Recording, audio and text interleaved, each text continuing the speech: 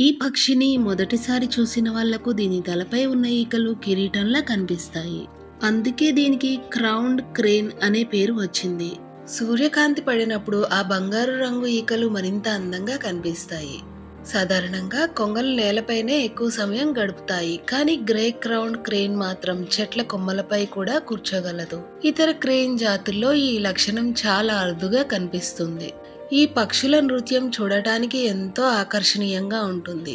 ఇవి ఎగురుతూ, తల ఊపుతూ, రెక్కలను విప్పి తమ భాగస్వామిని ఆకట్టుకోవడానికి ప్రయత్నిస్తాయి. కొన్నిసార్లు చిన్న చిన్న గంతులు కూడా వేస్తాయి. గ్రే క్రౌన్డ్ క్రేన్లు సాధారణంగా తమ భాగస్వామితో చాలా కాలం పాటు కలిసి జీవిస్తాయి. అందుకే వీటి విశ్వాసానికి ప్రతీకగా కూడా పరిగణిస్తారు. ఈ పక్షులు చేసే శబ్దం చాలా బలంగా ఉంటుంది. ఒకదానితో ఒకటి సంభాషించుకోవడానికి ఇవి ప్రత్యేకమైన ధ్వనులను ఉపయోగిస్తాయి. పొడవైన కాళ్ళు, మెరిసే కిరీటం, అందమైన రెక్కలు చూసినప్పుడు ఇది సాధారణ పక్షిలా కనిపించదు. అందుకే చాలా మంది దీనిని ప్రపంచంలోనే అత్యంత అందమైన పక్షుల్లో ఒకటిగా భావిస్తారు. ఎగరడమే కాదు, అవసరం వచ్చినప్పుడు ఇవి వేగంగా పరిగెత్తగలవు. ప్రమాదం ఎదురైనప్పుడు ముందుగా పరిగెత్తి ఆ తర్వాత ఎగిరిపోవడం కూడా చేస్తాయి. ఈ పక్షి ఉగాండా దేశానికి జాతీయ పక్షి. ఆ దేశ జెండా ప్రభుత్వ చిహ్నాల్లో కూడా ఈ పక్షి కనిపిస్తుంది.